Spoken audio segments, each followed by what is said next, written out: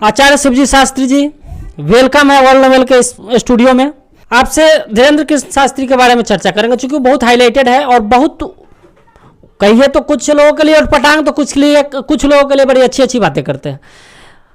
आप एक बात हमें बताएं, कुछ लोग उनका विरोध कर रहे हैं मुसलमान लोग, लेकिन कुछ लोग जो दिव्य दरबार लगाते हैं या कहीं कथा वाचन के लिए अपने स्थान से मध्य प्रदेश से चल के कहीं दूसरे स्टेट में जाते हैं तो उनका समर्थन भी मिलता है। आखिर उस मुसलमान को क्या समझ में आता है जो समर्थन देता है, उस मुसलमान को क्या समझ में आता है जो उनका विरोध करता है? आखिर ऐसा क्यों?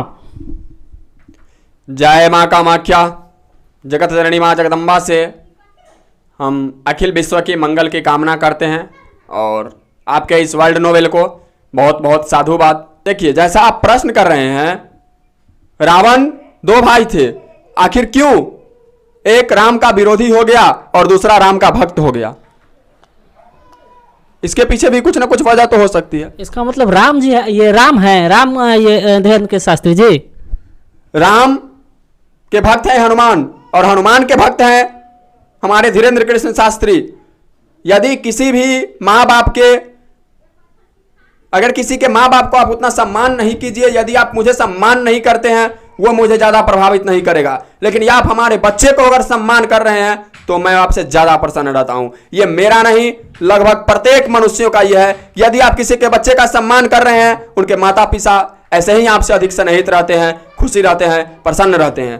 तो ठीक इसी तरह धीरेन्द्र कृष्ण शास्त्री हनुमान जी की अनन्य भक्त हैं और हनुमान जी श्री रामचंद्र जी की अनन्य भक्त हैं। इसलिए राम जी की विशेष कृपा है हमारे भाई श्री धीरेन्द्र कृष्ण शास्त्री जी महाराज पर। यदि जिसको समझ में आ रहा हो कि हमें अपने वास्तविक को स्वीकार लेना चाहिए, वो आज भी हमारे भ्राता श्री धीरेन्द्र कृष्ण शास्त्री जी के सहयोगी हैं, समर्थन हैं और उनके शिष्य हैं। क्योंकि हिंदू धर्म सनातन एक ऐसा धर्म है जो सबसे पुरातन है। जितने भी शाखाएं हैं ये सब सनातन का ही शाखा है। इसलिए यदि जो मुसलमान ये आकर के धीरेन्द्र कृष्ण शास्त्री के कथा पंडाल में उनके समक्ष बैठते हैं, अच्छी बातें सुनते हैं, कथा सुनते हैं, वो अपने आप को धन्य समझे। और वैसे मुसलमान जो इसके विरोधी हैं वो अपना खुद सोच ले कि क्या हो रहा है उनके साथ और आने वाले भविष्य में क्या होगा। आप तो ऐसे बोल रहे हैं जैसे जो उनका समर्थन नहीं कर रहा है उसके साथ बहुत बड़ा पाप होने वाला, बहुत बड़ा अपराध होने वाला है, या बहुत ऐसी कुछ होगी, अनहोनी घटेगी जो ये क्या बोलते हैं कि वो असहनीय हो जाएगा। तो क्या लगता है कि मतलब, हाँ, जैसे आपने रामायण में अवश्य सुना होगा कि भगवान राम परशुराम को बताए थे कि विप्र वंश की अस्प्रभुताई, अभय हो ही जो तुम्हें डराई। आप भगवान राम बताते हैं कि मैं जानता हूं कि आप ब्राह्मण हैं, परंतु ब्राह्मण की महत्ता को समझे हुए यदि मैं आपसे कुछ कह रहा हूं तो सीधा समझ लीजिए कि इतना प्रभुता हमारे पास है।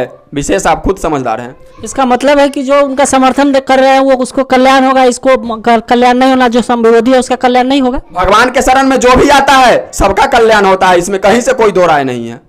जो नहीं, मतलब जो उनको वो अल्लाह को मान रहा है, मान लीजिए किसी अन्य धर्म वाले कोई ईसा मसीह को मान रहा है, उसका कल्याण नहीं होगा। मैं ये नहीं कह रहा कि कल्याण नहीं होगा, लेकिन मैं ये कह रहा हूं जवाब अवश्य कि सबसे पुराना धर्म है सनातन। आपको अगर वृक्ष में जल देना हो तो आप उसके पत्ते पर जाके नहीं जल देते हैं, आप उसके जड़ में जाकर के जल देते हैं और तभी उसका विकास संभव होता है और तभी आप उस पर से फल खा सकते हैं। इसका मतलब है कि सभी आप आचार्यों की नज़र में ये जो हिंदू सनातन धर्म है, सनातन जितने भी धर्मावलंबी है या आप लोग जिसके प्रचारक है, वो प्रचारक नहीं, आप सनातन धर्म को बनाए कायम रखना चाहता हूं। मैं किसी का प्रचारक नहीं, मैं किसी का ठेकेदार नहीं हूं और ना हमारी जितने भी हमारे ये हैं कथावाचक, जितने भी संतगण हैं, कोई किसी का ठेकेदार नहीं है। बस केवल सब यही चाहता है कि मेरा सनातन सुरक्षित रहे और ये रहेगा भी।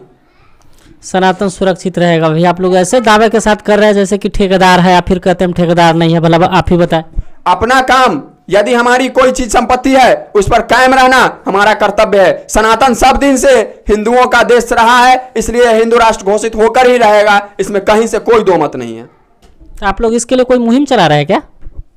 देखिए, मैं कहीं मुहिम नहीं चला रहा और हमें चलाने की आवश्यकता भी नहीं पड़ेगी। बस आप ही लोग इसके लिए काफी है, जन जन तक आप ही लोग पहुंचा देंगे इसे। कहीं ना कहीं हम ही लोग पर थोप दिए आप।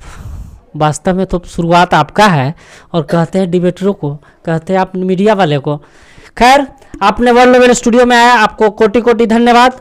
पुनः आएंगे, इस आशा के साथ अपनी बात को समाप्त करते हैं और आशा रखते हैं कि पुनः कह रहे हैं कि पुनः आप आएंगे। आशा ऐसा है वर्ल्ड लेवल परिवार को आपसे। धन्यवाद। जय हिंद, जय भारत। जय माँ कामाख्या। सबका मंगल हो, सबका कल्याण हो।